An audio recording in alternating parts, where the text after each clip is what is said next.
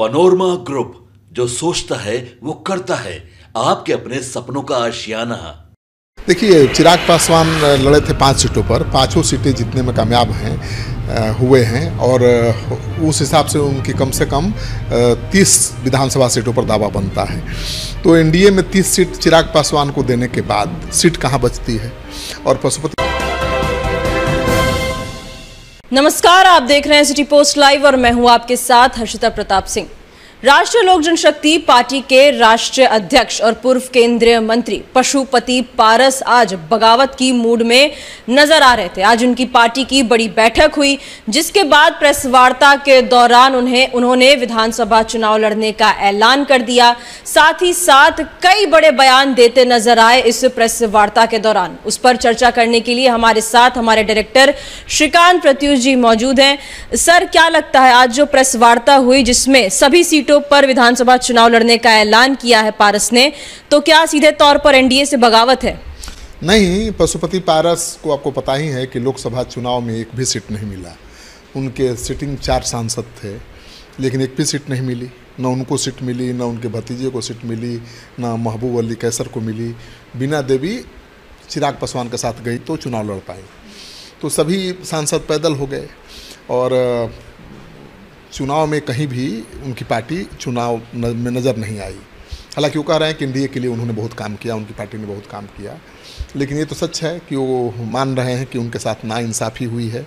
NDA में उनको एक भी सीट नहीं मिली और इस बार वो विधानसभा चुनाव को लेकर तैयारी में जुट गए हैं।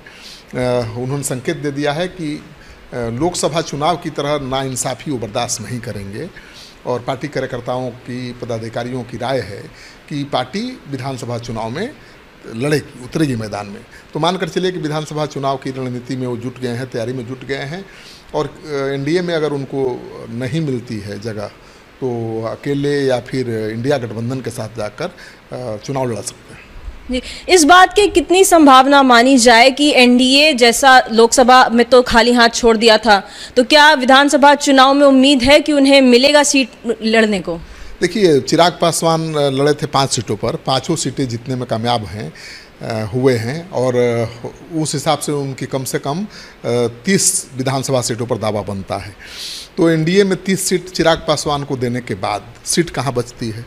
और पशुपति पारस 5 सीट से तो मानेंगे नहीं। अगर मान लीजिए 25 सीट ही चिराग पासवान का अगर बीजेपी कर दे तो 5 सीट बचेगा, तो 5 सीट पर वो मानेंगे? नहीं मानेंगे। तो मुझे लगता है कि एनडीए के साथ वो रहने का दावा ज़रूर कर रहे हैं, लेकिन उनके जो तेवर दिखा रहे हैं वो काफ़ी तल्ख हैं और विधानसभा चुनाव में वो इंडिया गठबंधन के साथ नज़र आएंगे या फिर अकेले चुनाव मैदान में उनके प्रत्याशी उतरेंगे। क्योंकि एनडीए में चिराग पासवान नहीं चाहेंगे कि पशुपति पारस रहें और एनडीए को इतनी ही परवाह होती पशुपति पारस की तो लोकसभा चुनाव में कम से कम 1-2 सीट तो उनको मिलता ही, एक भी नहीं मिला। मतलब एनडीए चिराग पासवान को नाराज़ करना नहीं चाहेगा, क्योंकि एनडीए में चिराग पासवान का स्ट्राइक रेट सबसे हाई है और मुझे नहीं लगता है कि पशुपति पारस के लिए एनडीए में कोई जगह बची है। जी, बात करें इंडिया गठबंधन की, राजद की, तो विधानसभा चुनाव में पशुपति पारस को वहाँ कितनी जगह मिल पाएगी?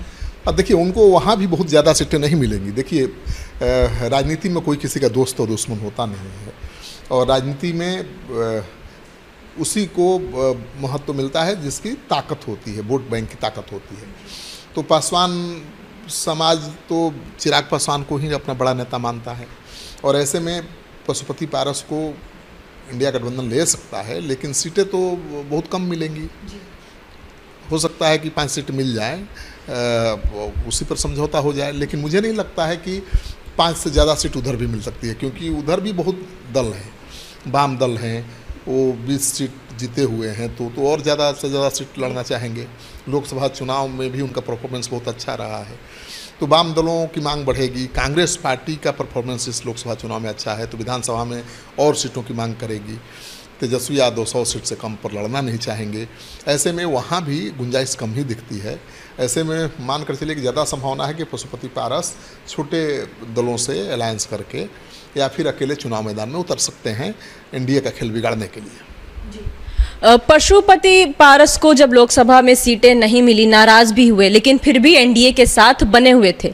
अब इतने दिनों बाद ये बड़ा ऐलान करने का क्या मतलब है कि जेपी नड्डा से मुलाकात के बावजूद बात नहीं बन पाई उनकी? प्रेशर पॉलिटिक्स है। वो दिखाना चाहते हैं कि हम हिम्मत नहीं हारे हैं। हमारी पार्टी के साथ अभी भी लोग जुड़े हुए हैं, जो नेता जुड़े हुए थे आज भी साथ खड़े हैं। तो हम अगर चुनाव मैदान में अकेले उतरेंगे तो नुकसान पहुंचा देंगे। वो चिराग पासवान ने जो भूमिका निभाई थी पिछले विधानसभा चुनाव में, नीतीश कुमार के कई सीटों पर नुकसान पहुंचा दिया था, उसी तर्ज पर वो संकेत दे रहे हैं जाने का। लेकिन चिराग पासवान की बात और है, पशुपति पारस को अभी साबित करना है। तो अगर चिराग पासवान की तरह ही सभी विधानसभा सीटों पर चुनाव लड़के अगर वो एनडीए का खेल बिगाड़ने में कामयाब होते हैं तब उनकी वैल्यू बढ़ जाएगी। लेकिन अगर कामयाब नहीं होते हैं तो फिर कुछ होने वाला नहीं है। तो हम ये मान के चले कि पशुपति पारस जल्द एनडीए का साथ छोड़ने वाले हैं? एनडीए में जगह कहाँ है? चिराग पासवान कभी नहीं चाहेंगे कि पशुपति पारस आएँ। और पशुपति पारस की इतनी परवाह होती बीजेपी को, तो बीजेपी ने एक सीट तो उनको कम से कम दे दिया होता। बीजेपी ने तो चिराग पासवान की बात रखी ना। तो चिराग पासवान चाहेंगे कि विधानसभा चुनाव में वो आ जाएं। हाँ, ये कोशिश हो सकती है कि विधानसभा चुनाव में पशुपति पारस चिराग पासवान के साथ आ जाएं। लेकिन चिराग पासवान इसके लिए तैयार नहीं होंगे, क्योंकि उनका परफॉर्मेंस लोकसभा चुनाव में बहुत बेहतर रहा है। मतलब उनके समाज का वोटर उनके साथ खड़ा है। ऐसे में वो क्यों चाहेंगे बंटवारा करना?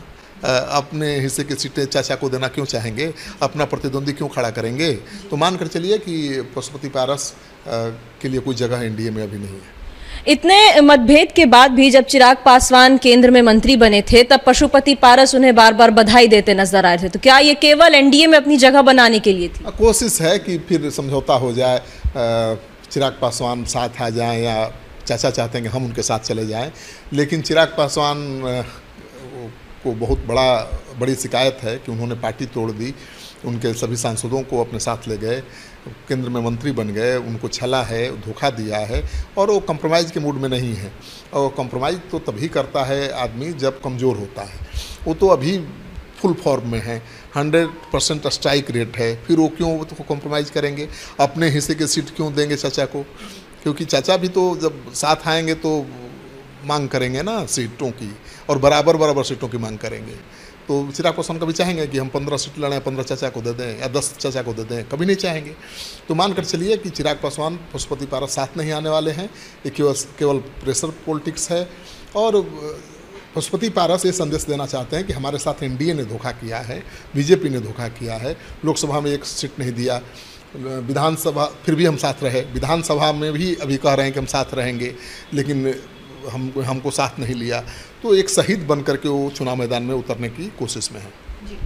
जैसा कि आप सुन रहे थे, पशुपति पारस प्रेशर पॉलिटिक्स करने की कोशिश कर रहे हैं। आज अपने प्रेस वार्ता के दौरान बड़े बड़े बयान देते भी नजर आए थे। सभी सीटों पर विधानसभा चुनाव लड़ने का तो ऐलान कर ही दिया है। अब इंतजार है तो इस बात का कब वो एनडीए छोड़ इंडिया गठबंधन में जाने का ऐलान करते हैं। फिलहाल इस खबर में इतना ही। आप आगे की खबरों के लिए देखते रहिए सिटी पोस्ट लाइव। इस वीडियो को लाइक करें, शेयर करें और चैनल को सब्सक्राइब करना ना भूलें। धन्यवाद।